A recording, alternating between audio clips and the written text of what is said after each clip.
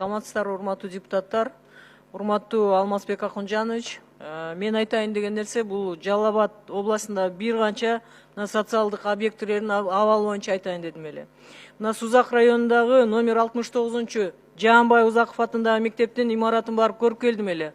61-жылы ал жерде сарайдын ордуна эле ошол сарайга эле лай менен дуалдарды жасап мектепке ылайыкташтырып коюшкан экен. Бүгүнкү күндө 5 класс бар экен ал жерде. Потолоктор түшүп кеткен. Потолокту устун менен тиреп коюшкан. Бүгүнкү күндө 400дөн ашык бала окуйт экен. Ошол жерге өкмөт көңүл буруп, жери бар экен, мектеп куруп берсин ошол жерге. Ошону мектепке куруп берсин деп маселе көтөрүп, премьер-министрге айтыңыз. Андан кийинки экинчи маселе, Жалал Абад шаарындагы Көгарт кичи микрорайонунда типтүү детсадта 600 бала окуп атат бүгүнкү күндө. Сузак районунан дагы келип, Ташбулак айыл өкмөтүнөн дагы келип. Ал жерде детсад жок, кичи микрорайон болгон менен. Поликлиника да жок. Ошол маселени дагы айтсаңыз. Бүгүнкү күндө 10 миңден ашык калк жашап атат. Бирок баягы эл муктаж ошого. Андан кийинки маселе мына Базар Коргон районундагы Сайкоргон айылында номер 36 бала бакча бар экен. Ал жерде жөн эле жеке үйдү ижарага алышып, 50 орундуу бала бакча кылып алышыптыр. 36 балага расчет алынган экен, бирок өкмөт тараптан эмерек да бөлүнгөн эмес, идиш аяк да бөлүнгөн эмес. Ата-энелердин күчү менен бүгүнкү күндө ошол жер оформление болуп, балдар тарбияланып атат экен. Ошол жерге да 100 орундуу типтүү детсад керек болуп атат. Ал жерде да мен өз көзүм менен барып көрүп келдим. Жери бар экен. Ошол жерде дагы премьер-министрге айтып, ушул маселелерди чечпесек, калк өтө муктаж. Бир канча мугалимдер менен жолуктум ошол жерде. Айлыгы көтөрүлгөн боюнча президентибизге, өкмөт башчыбызга чоң ыраазычылык билдиришти. Бирок ошол жерде эле ошол маселени көтөрүп айтышты алар дагы. Эмне үчүн бизге мындай үй салынбайт деп мугалимдерге. Ошол маселени дагы бир өкмөт карап туруп, пландаштырып, бир региондорго бөлүп туруп, үйлөрдү салып берсе, мугалимдерге дагы бир шарт түзүлөт эле. Жакшыраак иштегени. Рахмат көңүл бурганыңыздарга. 900 миллион сомдон ашуун бүгүнкү күнү каржыланып бүтө элек. Бирок жылдын жыйынтыгы менен каржылап бүтөбүз депчи. Сиз жооп берсеңиз, айтсаңыз. Ушул 2 жума калды. Жогоруда депутаттар туура айтты. Каржыласа, ошол белгиленген 2019 жылдагы белгиленген иш чараларды сиздер ушул жакынкы бир жумада жаңы жылдын астына чекти толук кандуу бүтүрөсүздөрбү? Жоопкерчиликти ким алат? Урматтуу Улан Бердибаевич, себеби дегенде кечиресиз, Каржы министрлиги позициясын биз билебиз. Каржылап коюп, биз каржылап койгонбуз, болду, бизде иш жок дейт. Жоопкерчилик кимде болот? Эгерде сиздер ошону толук кандуу ишке ашыра албай калсаңыздар. урматтуу Улан Бердибаевич, ушул 900 миллионду Каржы министрлиги тарабынан ушул мына 2 жума мөөнөт калды, туура айтып атасыздар. Ушул мөөнөттүн ичинде ачып берсе, биринчиден азыркы саламат сактоо уюмдарында топтолгон карыздарды жабышат. Андан сырткары кийинки тендерлерди өткөрүү процесстери жүргүзүлүп атат. Бирок билесиз, жыл жабылгандан кийин бул кредитордук карыздын көбөйүшүнө алып келет. Кийинки жылга биз дагы кредитордук карыз менен чыгабыз. Бирок биз эми ушундай суранып атабыз, үмүтүбүз бар, ошол 900 миллионду каржылап беришет деген. Бирок ачыгын айтканда ошол азыр ачылса, жоопкерчиликти ким алат деп атам? Сиз аласызбы же Каржы министрлиги алабы, эгерде убагында белгиленген иштер аткарылбаса, 19-жылга каралган? Каржы министрлигинин оюнда болуп койсо жакшы болот эле. Урматтуу Улан Бердибаевич, биз болсо учурдагы чыгашыларды толугу менен 20-декабрга чейин каржылаганга аракет кылабыз. Ал эми жылдын аягына мамлекеттик карыз 30-декабрда же ошого окшогон эле чыгашылар калат. Башка чыгашыларды биз болсо 20-сына чейин аракет кылабыз. Мен сиздерге, урматтуу Каржы министрлиги, урматтуу Алмаз Курбаналиевич, сизге жана министрге калоону айткым келет эле. Ушул саламаттык сактоо тармагын не финансируйте по остаточному принципу. Вы вот всегда финансируете по остаточному принципу, да? Эми акыры биздин жалпы мамлекетибиздин, элибиздин ден соолугу биринчи кезекте туруш керек да. ошол айлык акы, пенсия берилгенден кийин сөзсүз түрдө ушул саламаттык сактоону сиздер приоритет катары каржылап турушуңуздар керек. Азыр айтып атат, кредитордук задолженностьтар, белгиленген иштер аткарылбай калат деп.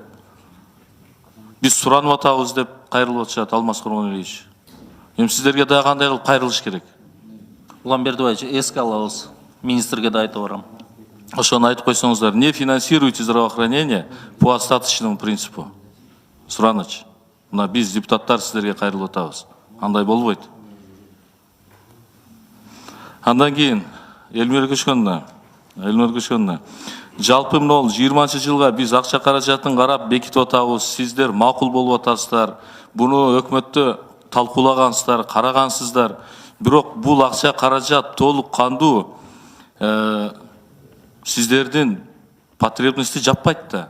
Сиз ошол дагы кошумча канча акча каражат керек же жалпы ушул саламаттык сактоо тармагындагы ошол сиз айтып аткан белгиленген иштерди ашырыш үчүн канча акча каражат керек? Ушуну бир жалпы жондан маалымат катары айтып койсоңуз. Негизи ошол биз дайыма эле айтып келебиз, мамлекеттик кепилдиктер программаны толук кандуу бүгүн камсыз кылуу үчүн дагы бир топ эле каражат керек. Бүгүнкү күндө ошол биздин эл аралык уюмдар менен биргеликте жүргүзгөн анализдин негизинде 40% тегерегинде кепилдиктер программаны толук кандуу биз камтый албай атабыз.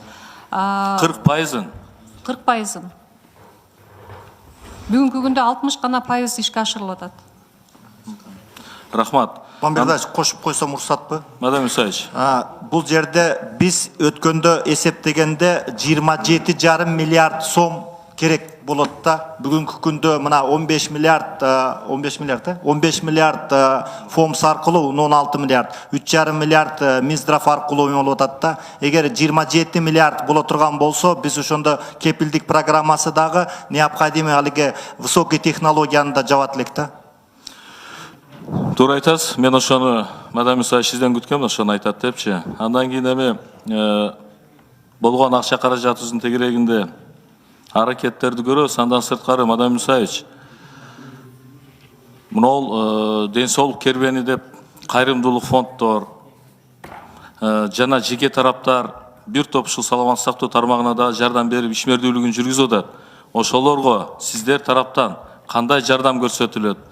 Кандай колдоо көрсөтүлөт? Ошону дагы жалпы жонунан айтып койсоңуз, себеби дегенде жерлерде ошондой иш аракеттерди көрүп аткан биздин жарандарыбыз жок эмес. Бул жерде сиз абдан туура айтасыз. Бул ден соолук кербени абдан керек. Анын эң негизгиси жеткиликтүүлүк жоктугунан.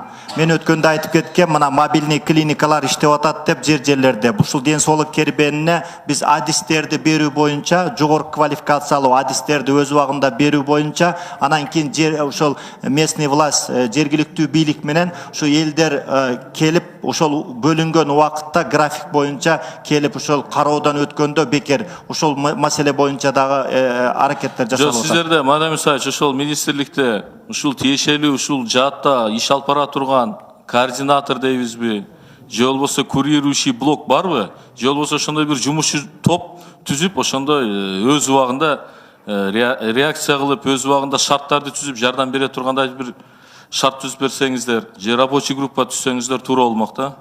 Жооптуу адам бирөө болот эле. Рахмат, Уланбердиевич. Бул жерде биздин управление бар, Медер Радышевич, бирок рабочий группа боюнча контролду күчөтүп, сиз айткандай туура айтасыз. Жеринде эгер көйгөйлөр чыкса, ошону на месте своевременно чечүү боюнча реакция болот. Уланбердиевич, мен да толуктоо кылып коеюн мадам Исаевичке. Жанагы кербен караван здоровья боюнча мына биз 20-жылы Россия Федерациясынан атайын ошол Жалал Абад областына жана национальный госпиталь, улуттук госпитальдагы ошо караван здоровья проектисине 7 миллиондун тегерегиндеги акчаны күтүп атабыз. Ошол акча дагы ошол жерлеринде баягы мобилдик клиниканын жардамы менен бүт баягы мындай текшерүү жүргүзүлөт. Андан сырткары ошол жана сиз айткан маселе координация бүгүнкү күндө санавиация службасы ошол национальный госпитальда атайын бөлүм бар.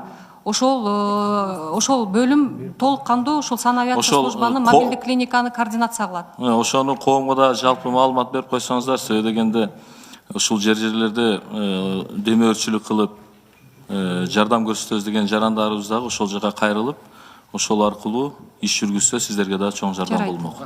Рахмат.